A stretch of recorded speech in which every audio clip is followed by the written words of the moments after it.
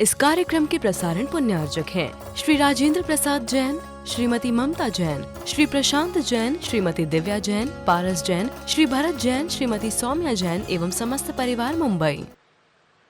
समय काफ़ी हुआ है। संक्षेप के साथ बहुत संक्षिप्त विषय कर रहा हूँ, बिना किसी भूमिका के आपको उस ओर ले जाना चाहता हूँ। आचार्य महाराज ने रामटेक में चातुर्मास किया था। सन 93-94 में हुआ। उसके बाद 2008 में भी उनका चातुर्मास हुआ। उसके बाद 13 में भी हुआ। उसके बाद भी और भी चातुर्मास उनके हुए हैं। 2008 में उत्तम ब्रह्मचर्य के दिन गुरुदेव ने जो उपदेश दिया है वह अभी भी मुझे वह दृश्य सामने आ रहा है। उन्होंने अपने मुख से ये स्पष्ट शब्दों में कहा कि विवाह का संबंध, आप ध्यान से सुनेंगे, विवाह का संबंध बंध के लिए कारण नहीं किंतु बंध विच्छेद के लिए कारण उन्होंने कहा है। अब इसको बारीकी से गहराई से सुनने का हमें प्रयास करना है, क्योंकि अनंत जो आशा है उसको केंद्रित करने के लिए इसको रखा गया है। और सबसे जो महान पुरुष होते हैं, तीर्थंकर होते हैं, उनको हम आपके सामने रखना चाहते हैं।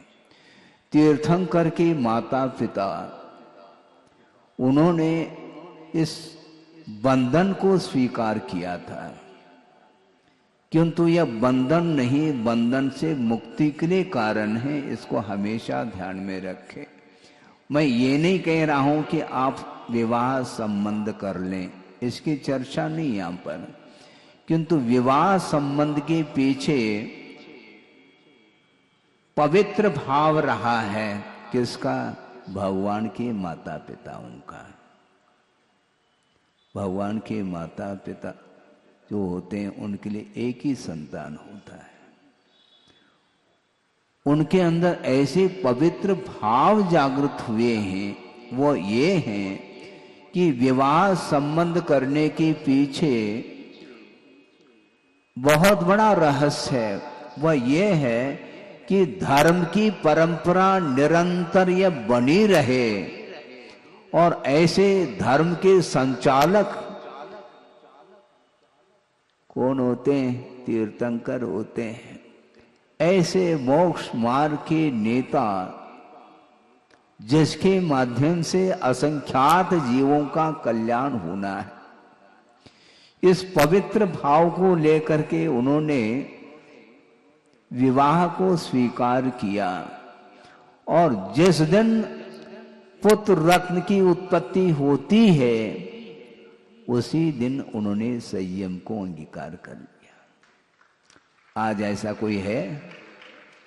ऐसा कोई भी व्यक्ति है जो विवाह होने के उपरांत पुत्र की उत्पत्ति होने के तत्काल संयम को अंगीकार किया हो? शायद एक आध भी नहीं मिल पाएगा। सोचो, विचार करो। तीर्थंकर उनके यहाँ उत्पन्न हुए हैं और उस पुत्र रत्न की खुशी में भोग को उन्होंने छोड़ दिया, संयम धारण कर लिया। इसको बोलते हैं उत्तम ब्रह्मचर्य। सोचो, विचार करो। वासना की पूर्ति के लिए विवाह का संबंध नहीं होता, इसको लिख करके रखो। केवल वासना की पूर्ति के नहीं, किंतु संतान की उत्पत्ति होगी और वह संतान संस्कारित होगी, जिसके माध्यम से धर्म परंपरा निरंतर बनी रहे, इस पवित्र भाव को लेकर के ही वह विवाह का संबंध होता है और उन्होंने किया है। और ऐसे भी तीर्थंकर हैं 24 में जो 5 बाल यति के रूप में सामने आते हैं। वो कौन है? वो वासुपूजनाथ भगवान, मल्लीनाथ और नेमिनाथ, पार्श्वनाथ और वीर प्रभु, ये पांचों ऐसे तीर्थंकर हुए हैं जिन्होंने विवाह संबंध नहीं किया है।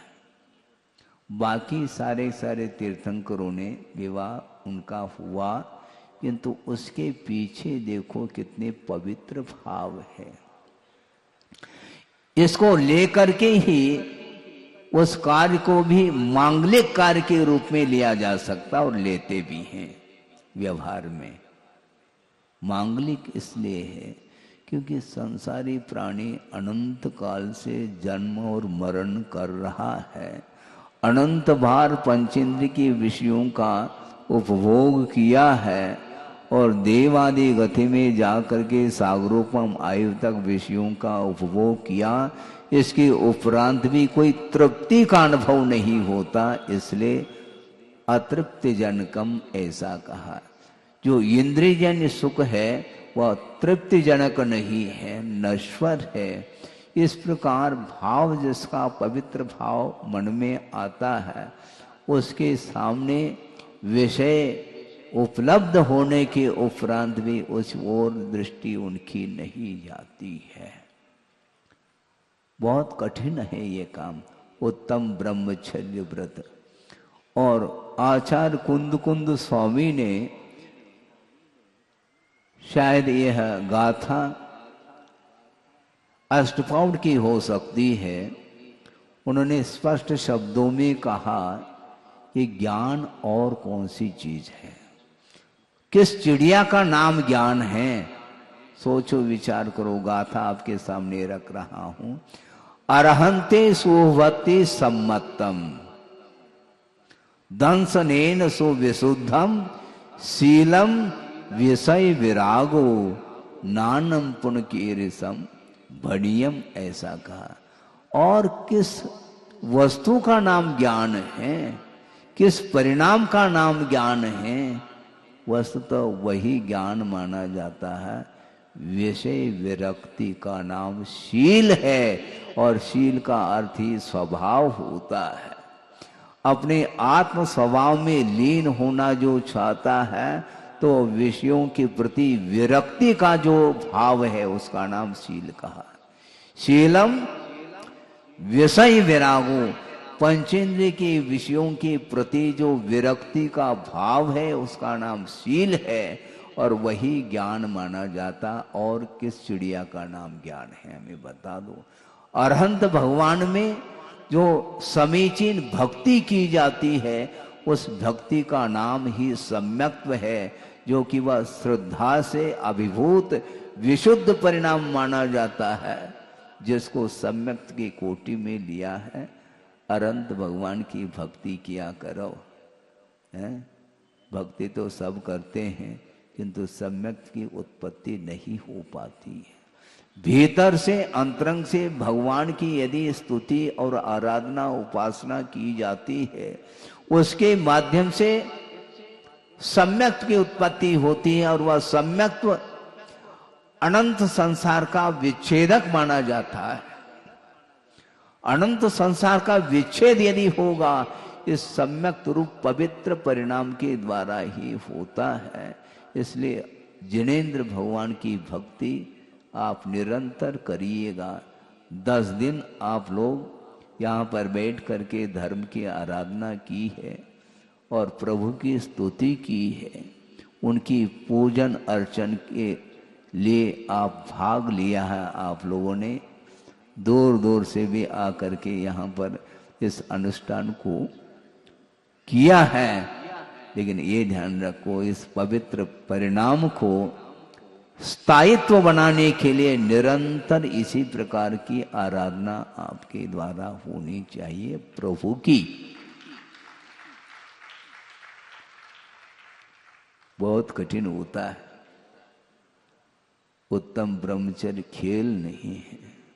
सभी पदार्थों से दृष्टि हटा करके केवल स्वरूप की ओर जब दृष्टि जाती है तो कोई भी भेदभाव सामने नहीं आता। ये स्त्री है और ये पुरुष है, ये भेद भी समाप्त हो जाता है। तब कहीं जा करके वो उत्तम ब्रह्मचर्य हाथ लगता है। बहुत कठिन है। ये पाश्चात्य संस्कृति है। निरंतर वातावरण क्षुब्ध होता चला जा रहा है। नित नए अनेक प्रकार के ऐसे राग के संसाधन मिल रहे हैं जिसके माध्यम से पूरा का पूरा संसार उस विषयों में डूबा हुआ है। उससे ऊपर उठाने के लिए कुंद कुंद जैसे आचार्य हुए हैं और अपने गुरुदेव को तो आपने देखा ही है।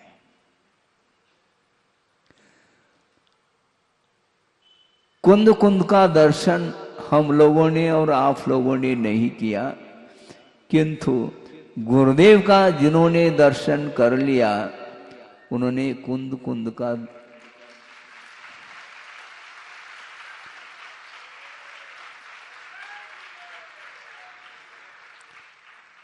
जिन्होंने गुरुदेव का दर्शन कर लिया उन्होंने कुंद कुंद का दर्शन कर लिया।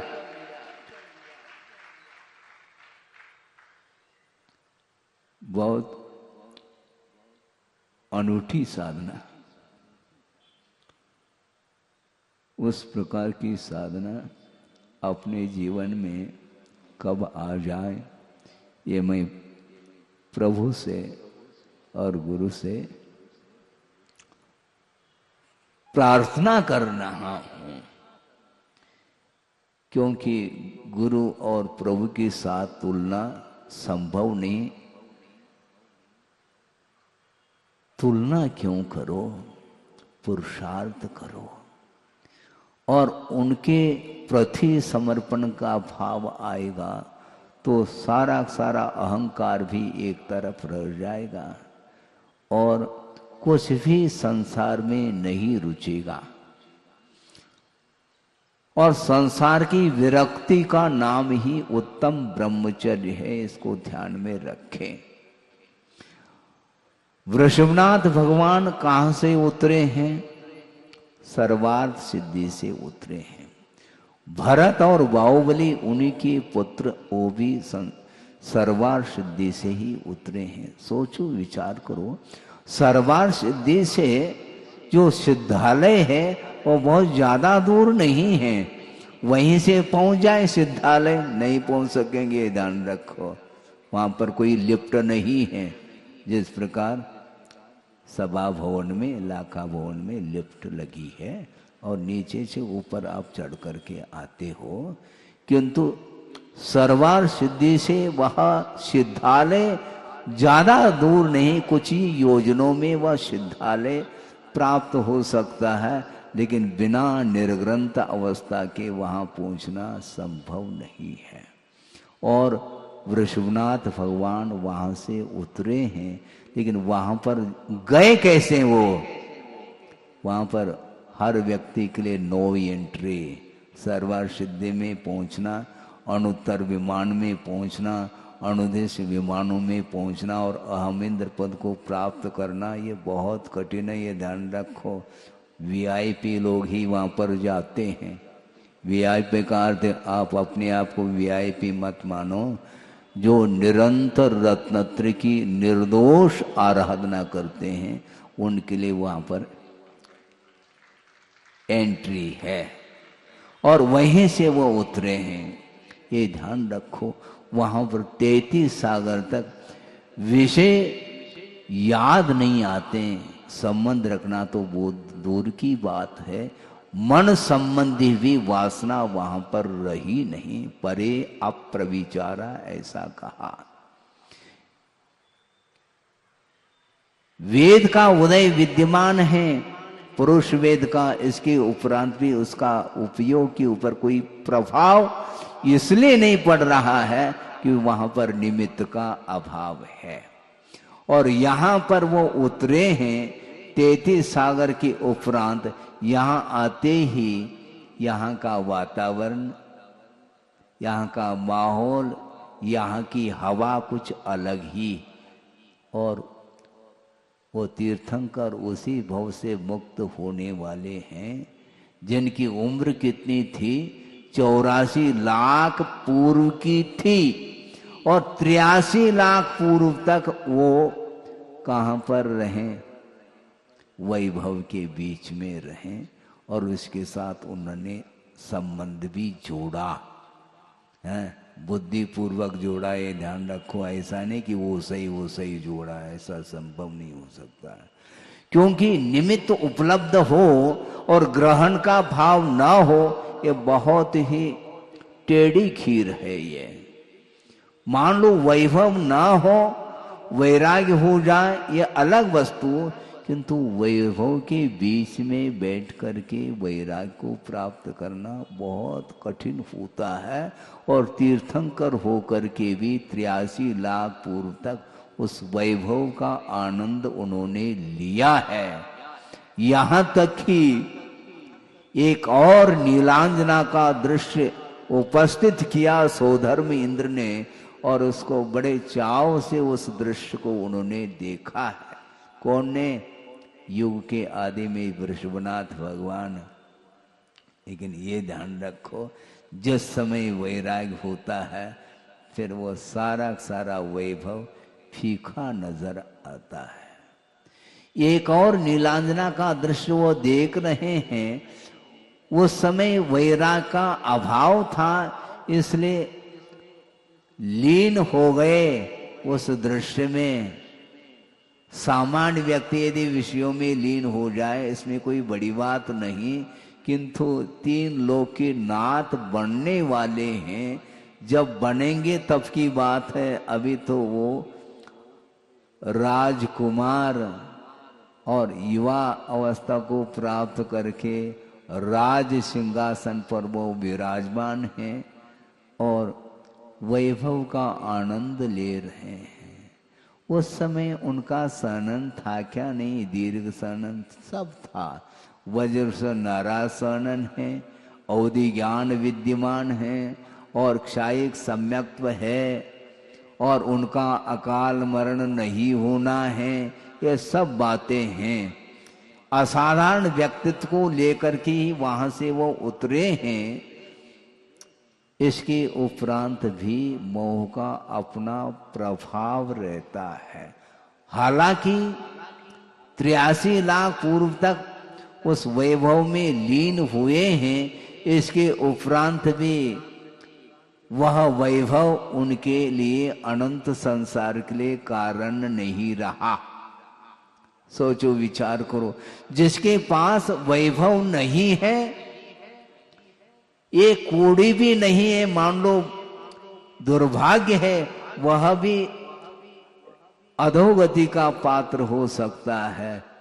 किंतु वृषभनाथ भगवान 3 लोक के नाथ होने वाले हैं और 83 लाख पूर्व तक उन विषयों के बीच में रहते हुए भी, आनंद लेते हुए भी, वह आनंद उनके लिए अनंत संसार के लिए कारण नहीं बना।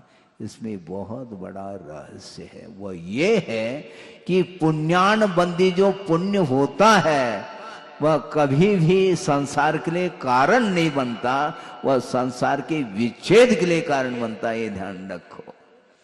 दुकान खोलने से वह वैभव नहीं मिलने वाला, ये ध्यान रखो। तुम फवारे पर दुकान खोल दो, उससे कुछ होना जाना नहीं है, है? चौपात पर, क्योंकि वह पुण्य दुनिया में कहीं भी चले जाए, किंतु वह पवित्र भाव संभव नहीं है। षोडश कारण भावना के माध्यम से जो पुण्य का, सात्विक पुण्य का अर्जन किया था पूर्व भव में, और तीर्थंकर के पाद मूल में रह करके वह पवित्र जो विशुद्धि, जो उज्जवल भाव उत्पन्न हुए थे, उसके माध्यम से तीर्थंकर प्रकृति का बंध किया और रत्नत्रय की आराधना के माध्यम से सर्वार्थ सिद्धि पहुंचे और 33 सागर व्यतीत होने के उपरांत पुनः इस धरती पर उन्होंने जन्म लिया है। और सोचो, विचार करो, तीर्थंकर का पुण्य तो अलौकिक पुण्य है, लेकिन मैं समझता हूं उससे कम पुण्य माता पिता का नहीं है, उससे कम नहीं हो सकता पुण्य। ये ध्यान रखो, बहुत बड़ा पुण्य है। तीर्थंकर का जन्म हो रहा है और वे माता पिता अपने आप को धन्य मान रहे हैं, कृतकृत्य मान रहे हैं। अनंत संसार का विच्छेद वह स्वयं करेगा जीव, और असंख्यात जीवों के कल्याण के लिए वह निमित्त बनेगा। इससे बढ़कर के और कौन सी प्रभावना हो सकती है? ये ध्यान रखो। विवाह संबंध करने के उपरांत भी उनका जो पुत्र है तीर्थंकर, उसके माध्यम से असंख्यात जीवों का कल्याण हो रहा है। आज कोई इस धरती पर है? बहुत कठिन होता है, बहुत दुर्लभ वस्तु है। राग के साथ संबंध रखते हुए भी जलते भिन्न कमल है, यह उक्ति चरितार्थ होती है। पुराणों में पढ़ते हैं, देखा कुछ भी नहीं, दृश्य को देखा नहीं, किंतु उनके जीवन वृत्त को पढ़ने से ऐसा लगता है कि अद्भुत वह महिमा है तीर्थंकरों की। और सोचो, एक और नीलांजना का दृश्य देख रहे हैं और मोह से उनका उपयोग प्रभावित हो रहा है, किंतु जब तक वैराग्य नहीं है तब तक वह आत्मा मोह से प्रभावित होती है। और जिस दिन उन्हें वैराग्य हो गया, ये ध्यान रखो, सौधर्मेंद्र पांचों कल्याणकों में अपनी उपस्थिति दर्ज करता है, किंतु जो ही वैराग्य हो गया वृषभनाथ को नहीं होता, व्यवहार से कहने में आता है, वृषभ कुमार को वैराग्य हुआ है और होते ही लौकांतिक देव उतर करके आ जाते हैं। किसका समर्थन करने के लिए आ रहे हैं? वो वैराग्य का समर्थन करते हैं, राग का समर्थन नहीं। हाँ, वे लौकांतिक देव उन सभी देवों में देवर्षि माने जाते हैं, अर्थात देवों में ऋषि के समान उनकी चर्या मानी जाती है। ये आगम का उल्लेख है और वो वहां से आकर के समर्थन कर रहे हैं। आप धन्य हैं, बहुत अच्छा आपने कार्य किया और आपके माध्यम से विश्व का कल्याण होना है। इस प्रकार समर्थन करके यथास्थान चले गए। सोचो, विचार करो, वैराग्य के लिए छोटे छोटे भी निमित्त जिसके द्वारा वैराग्य उत्पन्न हो सकता है, और बड़े बड़े निमित्त मिलने के उपरांत भी जिसका होनहार नहीं है, वो निमित्तों को पा करके भी वह अपना आत्म कल्याण नहीं कर सकता। सोचो, विचार करो। और उनको वैराग्य हो गया, किसको? वृषभनाथ को, और हवेली को छोड़ करके निकल गए। वो कड़ गए हैं, कड़ गए, निकल गए। वो किधर? अब कहीं नहीं रहना, हमें संसार से ऊपर उठना है। और वो वन की ओर विहार कर गए, दीक्षित हो गए। वो स्वयंभू माने जाते हैं। अब दीक्षित होने के उपरांत उस वीतराग मुद्रा के साथ उनका जीवन चल रहा है। 1000 साल तक उन्होंने तप किया है।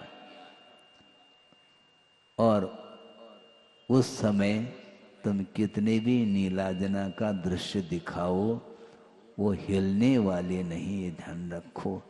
चित्रम किमत्र यदिते त्रिदिशांग नाभिर नीतम मनागपि मनो न विकार मार्गम कल्पांत काल मरुता चलिता चलेन कि मंदराद्र शिखरम चलितम कदाचित, इस प्रकार मानतुंग आचार्य भक्तामर में स्तुति कर रहे हैं आदिनाथ भगवान की। अत्र किम चित्रम, इसमें आश्चर्य की क्या बात है। ते मनः मना कपि विकार मार्गम न नीतम त्रिदिशांग नाभि, अप्सराओं के द्वारा हे भगवान आपके मन को किंचित मात्र भी विकृत नहीं कर पाए। कौन? अप्सराएं हैं। समूह शरण में अप्सराएं नृत्य करती हैं, वो सारे सारे एक साथ भी अप्सरा आ जाएं और तुम्हारे सामने नृत्य भी करने लग जाएं तो भी आपके मन को विकृत करने की क्षमता उनके अंदर नहीं रही।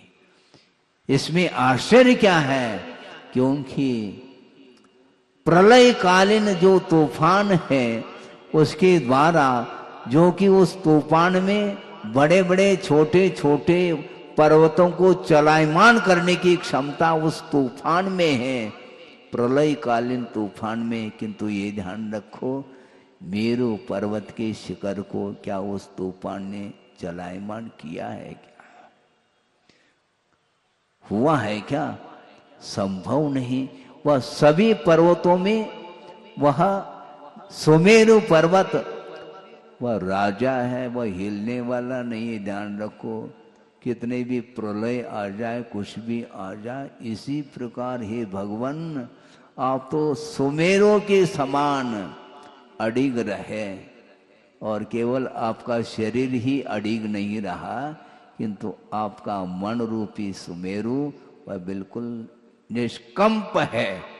इसलिए सारे सारे सुंदर सुंदर जो अप्सराएं अपने हाव भाव के साथ आपके सामने नृत्य किया, इसके उपरांत भी आपके उपयोग को प्रभावित नहीं कर पाई वो सारी। सोचो, विचार करो। एक और नीलांजना की बात थी, उस समय तो बड़े चाव से उस दृश्य को देख रहे थे, और इसके उपरांत अगले पल में ये कौन सा दृश्य आ गया सामने। इसी को बोलते मोह का जब तक संबंध रहता है तब तक उपयोग का वह पर वस्तु के साथ आकर्षण उसका बना रहता है। इसलिए उत्तम ब्रह्मचर्य को प्राप्त करना है सब लोगों को।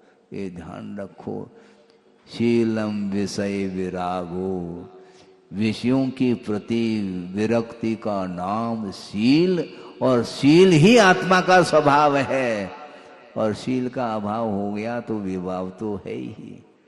इसमें क्या दो राय है। प्रत्येक संसारी प्राणी, आप आबाल वृद्ध संसार से परिचित है। संसार का परिचय किसको हम कराएं? प्रत्येक व्यक्ति संसार का स्वरूप जानता है, किंतु उसके प्रति उसकी विरक्ति का भाव नहीं हो पा रहा है। अनंत काल व्यतीत हो गया, उस राग में वह डूब रहा है, अभी भी वंश मोर कहता है। इससे बढ़कर के और कौन सा अज्ञान हो सकता है।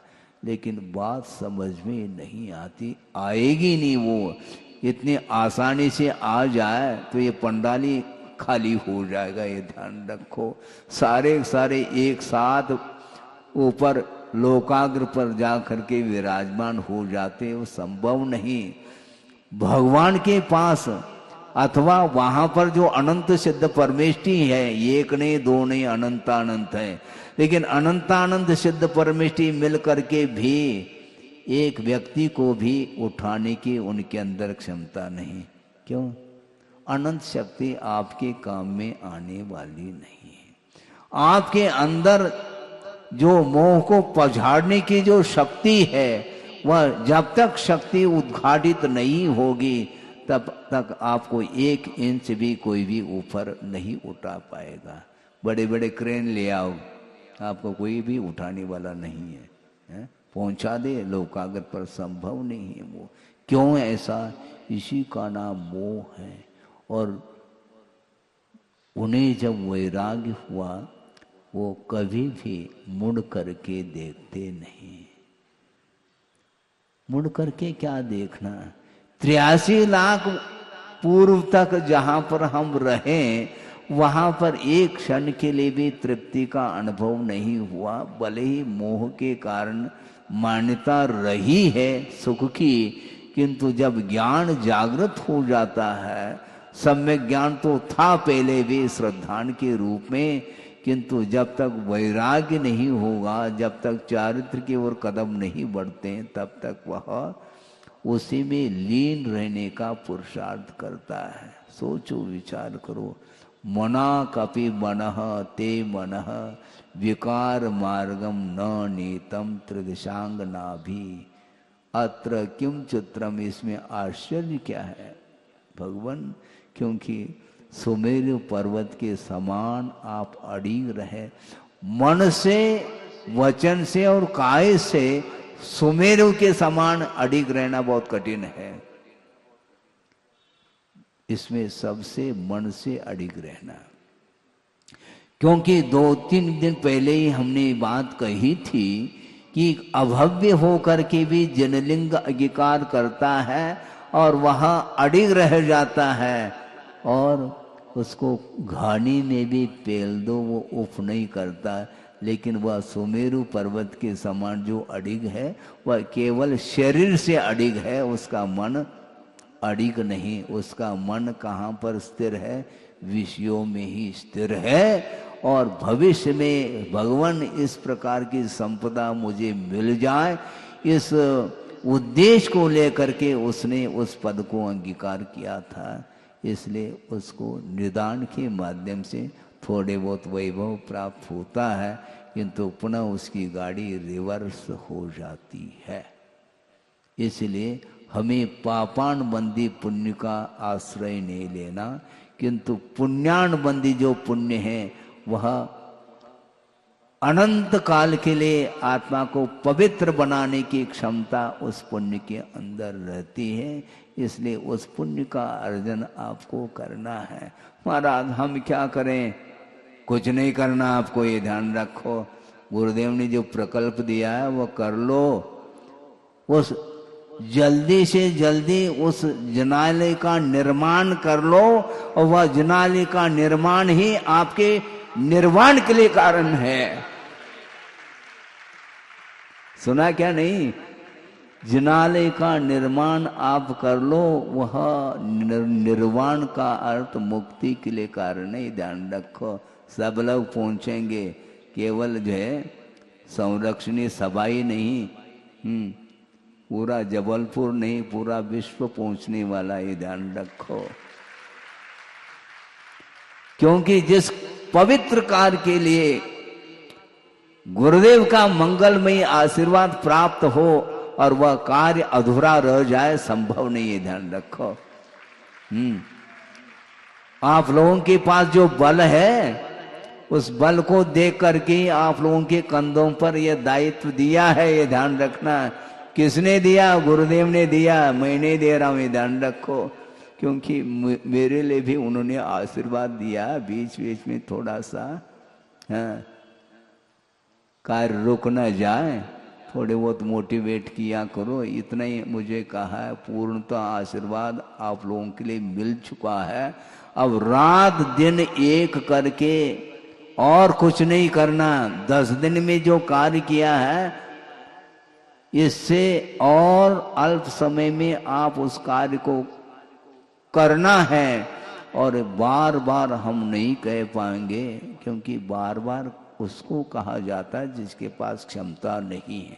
और आप लोगों के पास जो क्षमता है, बार बार कहने की क्या आवश्यकता है? धार्मिक कार्य को बार बार कहने की आवश्यकता नहीं पड़ती। भोजन के लिए भले ही आग्रह कर ले, बात अलग है, और ले लो ऐसा, किंतु धार्मिक कार्य में आग्रह करने की बात नहीं, अनुग्रह की बात।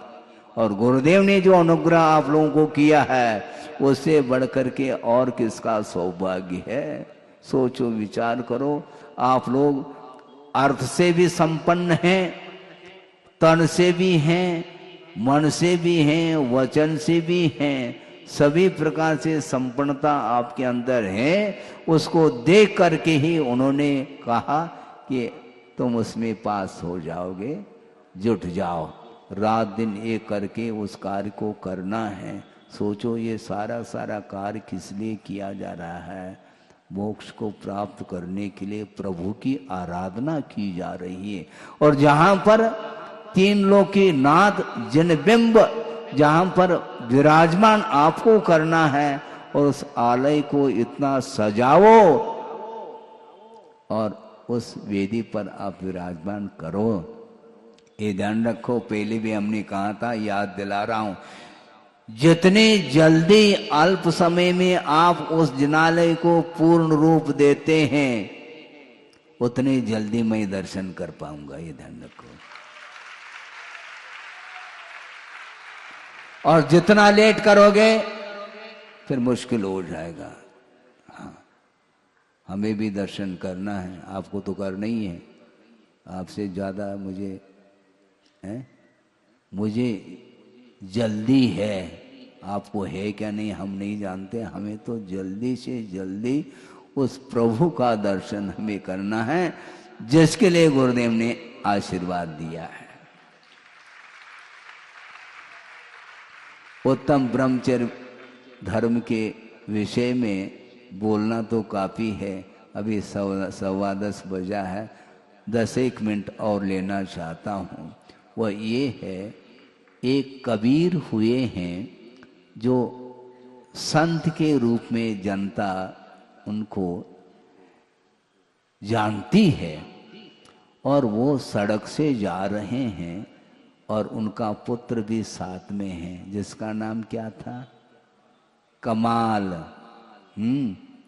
और वो जा रहे हैं पिताजी, और पुत्र को इशारा करके दिखाते हैं, देखो कैसा संसार का स्वरूप है। ये जितने भी धान्य हैं ना, धान्य, ये 2 चक्की के 2 पार्ट होते हैं, उसमें सारे ये धान्य पिस रहे हैं। इसी प्रकार पूरा संसार पिस रहा है।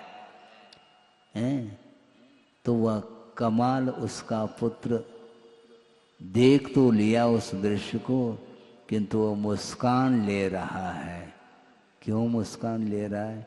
ये तो समझाना है। और पुत्र जो है पिताजी को समझा रहा है, पिताजी आपने बहुत अच्छा दृश्य दिखाया, ये ठीक है, सारे धान्य पिस रहे हैं, कोई भी धान्य बच नहीं रहा, ये आपकी दृष्टि से, किंतु मेरे दृष्टि में कुछ ऐसे भी धान्य हैं, ध्यान से सुनो, धान्य की बात की जा रही है, कुछ ऐसे भी धान्य हैं जो उन 2 पार्टों के बीच में रह करके भी सुरक्षित हैं। वो कौन है? वो धान्य जो कील के सहारे रहते हैं, धान्य वो कभी भी पिस नहीं पाते। उसी प्रकार धर्म रूपी कील के सहारे से जो चलेगा, वो कभी भी संसार में पिस नहीं सकता, ये ध्यान रखो। कमाल कर दिया उस कमाल ने, कबीर के पुत्र ने। सोचो, विचार करो, दृष्टि ऐसे भी होनी चाहिए। इसलिए धम्मम शरणम पवज्झामि, हे भगवान, मैं धर्म का सहारा लेता हूं, जिस धर्म रूपी कील के माध्यम से इस संसार में 2 पार्टों के बीच में आता, राग द्वेष रूपी 2 पार्टों के बीच में हम पिसने से बच जाएंगे। इस प्रकार सब लोगों को सोचना चाहिए। कौन सोच पाता है? नहीं सोच पाते हैं। जैन धर्म की जो विशेषता है बहुत अद्भुत है। आचार्य समंतभद्र स्वामी ने शायद यह न्याय ग्रंथ में एक श्लोक उन्होंने दिया है, उसके माध्यम से विषय को मैं समेट रहा हूँ, पूर्ण कर रहा हूँ, कि वह जिनेंद्र भगवान के द्वारा बताया हुआ जो शासन है, उनका जो मत है वह अद्भुत है। ऐसा स्वामी समंतभद्र महाराज कह रहे हैं कि दया दम त्याग समाधि निष्ठम, दया दम त्याग समाधि निष्ठम नय प्रमाण प्रकृतांज सार्थम अदृश्य मन्यई रखिलई प्रबादई जिनत्वदीयम मत मद्वितीयम। हे भगवन, आपका मत अद्वितीय है। कैसा अद्वितीय है? दया, जिस धर्म में दया का वास है, और दम अर्थात इंद्रिय का निरोध है। त्याग किसका? कषायों का, जिसमें त्याग है। और समाधि, ये तो शकर तक ले जाने वाला। दया, दम, त्याग और समाधि से जो निष्ठ है, ऐसा वह आपका अद्वितीय मत है भगवन। और समस्त वादी प्रतिवादियों के द्वारा वह पराजित नहीं हो सकता। ऐसा अद्भुत अद्वितीय आपका शासन है, आपका मत है, जो कि नए और प्रमाण के द्वारा प्रासंगिक अर्थ को स्पष्ट करने वाला यदि कोई अद्वितीय शासन अथवा मत है तो आपका मत है। ऐसा समंत भद्र स्वामी ने कहा है। दया बिना दया के संभव नहीं है। और दया की परिपूर्णता यदि होगी तो दम में होगी। दम का अर्थ इंद्रिय दमन होता है, ये ध्यान रखो। 83 लाख पूर्व तक वो वहां पर वैभव के बीच में रहे वृषभनाथ, किंतु दम अर्थात इंद्रिय का दमन वहां पर हवेली में बैठ करके नहीं कर पाए। इसलिए इंद्रिय दमन करने के लिए उनको उसका परित्याग करना पड़ा। दया की परिपूर्णता दम अर्थात इंद्रिय निरोध में है, और इंद्रिय निरोध का नाम ही शील अर्थात स्वभाव है। हाँ, बहुत कठिन नहीं है। शीलम विषय विरागों का, पांचों इंद्रियों के जो विषय है, उन विषयों के प्रति जो विरक्ति का भाव है, वही दमन माना जाता है। इंद्रिय दमन करना हंसी खेल नहीं है। खेल खेल में हम सब कुछ कर लें संभव नहीं, किंतु आपकी भूमिका के अनुरूप जो संभव है उसको समय रहते आपको कर लेना चाहिए। गृहस्थ होते हुए भी बहुत कुछ कर सकता है। इस विषय को भी आपके सामने रखने वाला हूं मैं। इस प्रकार दया, दयाया निष्ठः, और दम अर्थात इंद्रिय दमन, उससे भी वह युक्त है। और त्याग अर्थात कषायों का त्याग जिसमें किया जा रहा है, और समाधि से वह निष्ठ जो होता है वह जिनेंद्र भगवान का शासन माना जाता है। महाराज, आप 9 दिन तक लगातार श्रवण की चर्चा की, थोड़े बहुत हमारी भी तो चर्चा करो। हम भी तो उपवास आदि कर रहे हैं। मैं कर रहा हूँ, आपकी भी चर्चा कर रहा हूँ। 2-5 मिनट में आपको भी। बहुत कठिन है। बल्कि हमने एक बार प्रवचन में कहा था कि श्रवण जो साधना करता है वो तो अद्भुत है वह साधना, किंतु उससे भी बढ़कर के साधना श्रावक की हो सकती है। प्रशंसा की दृष्टि से कह रहा हूं, ऐसा नहीं कि आप वहीं बैठ करके मुक्त होना चाहो, ऐसा संभव भी नहीं है। किंतु क्योंकि त्याग करने के उपरांत श्रवण पद अंगीकार करने के बाद विषयों से वो मुख उन्होंने फेर दिया है, और एकांत में जा करके यदि मान लो साधना करते हैं तो इसमें कोई आश्चर्य की बात नहीं। किंतु विषयों के बीच में रह करके भी साधना करने वाले ऐसे भी साधक होते हैं जो कि अनुवृत्ति माने जाते हैं। एक प्रसंग आपके सामने केवल 5 मिनट में रख करके इस विषय को पूर्ण कर रहा हूं। विदेह क्षेत्र में एक चक्रवर्ती है जिसका जहां तक मुझे स्मरण है पद्म नाम के चक्रवर्ती हैं, और उनका एक पुत्र है जिसका नाम शिव कुमार। सोचो, विचार करो, और कैसा शिव को प्राप्त करता है हमें समझना है। चक्रवर्ती का वह पुत्र हुआ और पुत्र होते धीरे धीरे धीरे उसका विकास हो रहा है। बाल्य अवस्था में बाल्य अवस्था से किशोर अवस्था में प्रवेश पाया और वहां से पुनः वह युवा अवस्था में प्रवेश हुआ है। तो चक्रवर्ती को विकल्प आया कि इसका संबंध कर देना चाहिए, संबंध कर देना चाहिए।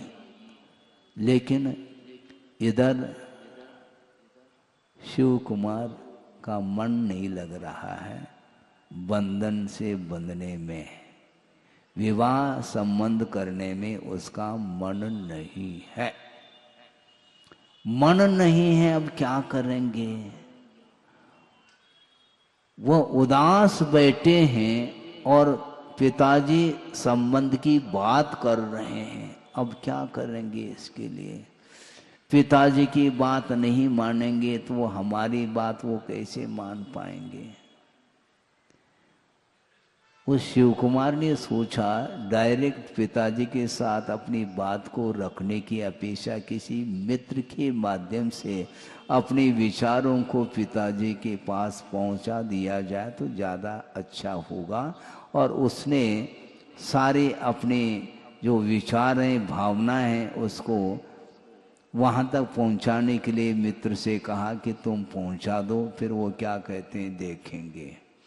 जाकर के पित्र ने पिताजी से कहा कि पिताजी, ये आपका जो पुत्र शिव कुमार है बहुत उदासीन है, संसार से विरक्ति निरंतर उनकी बढ़ती जा रही है और वह विवाह संबंध उसको रुच नहीं रहा है। अब क्या किया जाए? कोई बाधा नहीं, हमारे पास भेज तो लो, हम देख लेंगे।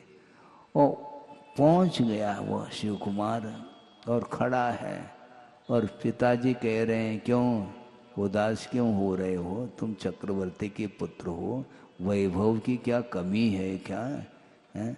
इस प्रकार उदासीन होने से क्या लाभ है? ये ध्यान रखो, तुम्हें वैराग्य हुआ है, ठीक है, तुम आत्म कल्याण करना चाहते हो और विश्व कल्याण करने की भावना भी तुम्हारे भीतर है, मैं समझता हूँ, किंतु मेरी ओर भी तो दृष्टि रखो। तुम विश्व कल्याण की बात कर रहे हैं तो मेरी ओर भी तो दृष्टि आपको रखना चाहिए, क्योंकि पूरा संसार जो है ना, ये संसार में दुखी है और उसके दुख को दूर करने का भाव तुम्हारे अंदर है, किंतु तुम्हारे वियोग में, तुम्हारी अनुपस्थिति में मैं दुखी हो जाऊंगा। इसलिए कम से कम पहले मुझे सुखी बनाओ, फिर बाद में दुनिया को सुखी बनाओ। इस प्रकार उन्होंने कहा। बड़ी समस्या खड़ी हो गई शिव कुमार के सामने। इसके उपरांत भी उन्होंने सोचा कोई बाधा नहीं, वैराग्य तो मेरा दृढ़ है, उसको कोई रोकने वाला नहीं, लेकिन अब पिताजी की बात को भी ध्यान में रखना अच्छा रहेगा। थोड़े बहुत बीच में व्यवधान जरूर आ रहा है, कोई बाधा नहीं। पिताजी आप जो कहो हम तैयार हैं, लेकिन हम साधना करेंगे। हाँ बेटा तुम साधना कर लो, कोई बाधा नहीं, किंतु विवाह तुम्हारा होगा। और 500 कन्याओं के साथ वो शिव कुमार का संबंध हो गया। सोच रहे हैं आप? और अप्सरा को भी मात्र करने वाली वो कन्याएं हैं और उनके लिए संबंध कर देता है। और इसके उपरांत शिव कुमार सोच रहा है करने दो इनको, क्योंकि जलते भिन्न कमल है, इस मुक्ति को भी तो हमें चरितार्थ करना है। और विवाह संबंध हो गया। इसके उपरांत क्या होता है? ये तो पुण्य के उदय में हुआ है, ये ठीक है। और वैराग दृढ़ करने के लिए एक और प्रसंग मिल गया, बहुत जबरदस्त प्रसंग, कि एक दिन चारण ऋद्धि मुनि महाराज का समागम हो जाता है और उनके दर्शन के माध्यम से उस शिव कुमार का और वैराग दृढ़ हो गया। अब क्या कर लेंगे पिताजी, हम देखते हैं। हाँ, संबंध तो उन्होंने कर दिया, कोई बाधा नहीं, किंतु पिताजी के सामने उसने संकल्प ले लिया, मैं इस हवेली को छोड़ करके नहीं जाऊंगा, बिल्कुल आपके बीच में रहूंगा, लेकिन ये संकल्प है मेरा, इस घर को छोड़ करके तो नहीं जाऊंगा, किंतु इस घर में रह करके स्वतंत्रता के साथ मैं साधना करूंगा, उसके लिए तुम्हें व्यवधान नहीं डालना चाहिए। तो पिताजी ने कहा कि अब क्या व्यवधान डालने का, आप जो करना चाहो करो। इस प्रकार पिताजी ने भी उसके लिए आशीर्वाद दिया।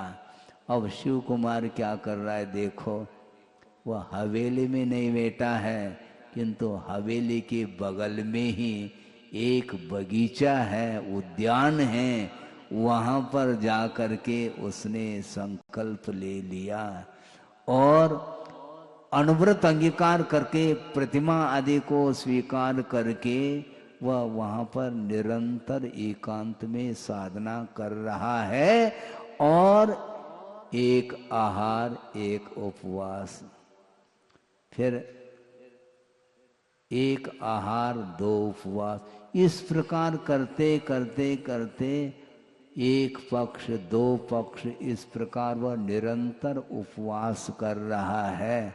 सोच रहे हैं आप, और यहां तक आगम में पढ़ने को मिला है 64,000 वर्ष तक उन्होंने तप किया है और अनुव्रत के साथ तप किया, ये ध्यान रखो। हम महाव्रत की चर्चा नहीं करना चाहते हैं, आपकी चर्चा करना चाहते हैं। आप लोग कम नहीं है महाव्रती से, ये ध्यान रखो, क्योंकि वैभव के बीच में रह करके शीलम विषय विरागो, विषयों के प्रति विरक्ति का भाव रखा है और 500 कन्याएं वहां पर साइड में बैठी है और वो साधना कर रहा है। अंत में जाकर के जैनेश्वरी दीक्षा भी अंगीकार करता है और बाद में उनका भी कल्याण हो जाता है। कल्याण करने के लिए बहुत सारे साधन हैं, कोई भी व्रत छोटा और बड़ा नहीं होता, पात्र के अनुरूप सारे व्रत बड़े ही हुआ करते हैं। इसलिए आप ये नहीं समझो कि हम साधना ही कर नहीं पा रहे हैं। 10 उपवास में लाइन लगी है, जिन्होंने 10 उपवास किए, 5 उपवास किए हैं। छोटे यंग एज में भी उपवास करने वालों की संख्या कम नहीं रही, इस बार मैं देख रहा हूँ। ये अपने अपने विषयों के प्रति विरक्ति का ही एकमात्र प्रतीक है, क्योंकि विषय मन के अनुरूप मिलने के उपरांत भी उसके प्रति जो अरुचि का जो भाव आ रहा है, यह बहुत अच्छा शुभ लक्षण है। वो शिव कुमार मुनि महाराज जो श्रावक, जो गृहस्थ होकर के भी साधना की है, इस उदाहरण को याद रखो और विश्वनाथ भगवान को भी ध्यान लाओ और उसके माध्यम से और गुरुदेव को हर पल ध्यान में रखो और जो करने योग्य कार्य जो आपको दिया है उसको करते रहो। हाँ, हमारे सामने अब ज़्यादा दिखना नहीं, हमारे सामने दिखने से क्या होना है, वहाँ पर पहुँचो, कहाँ पर, दयोदय, और वहाँ पर निर्माण करने के लिए आज आप लोगों ने संकल्प किया है। पहले से संकल्प था, किंतु सुचारू रूप से जल्दी उसमें गति आ जाए, वह प्रगति की ओर बढ़े और अल्पकाल में ज़्यादा समय नहीं लगाना, क्योंकि समय ज़्यादा है ही नहीं। प्रवचन का समय तो पूर्ण हो गया, किंतु वह कार्य को आप लोगों को निरंतर कटिबद्ध होकर के हृदय के साथ मन को पवित्र बनाते हुए और एकता के साथ, आत्मीयता के साथ, परस्पर में प्रेम वात्सल्य के साथ इस काम को करेंगे तो इसमें कोई शक नहीं, बहुत ही अल्पकाल में यह मूर्त रूप लेगा और दूर दूर की जनता आकर के दर्शन करेगी और मुझे भी दर्शन करने का अवसर मिलेगा। इस कार्यक्रम के प्रसारण पुण्यार्चक थे श्री राजेंद्र प्रसाद जैन, श्रीमती ममता जैन, श्री प्रशांत जैन, श्रीमती दिव्या जैन, पारस जैन, श्री भरत जैन, श्रीमती सौम्या जैन एवं समस्त परिवार, मुंबई।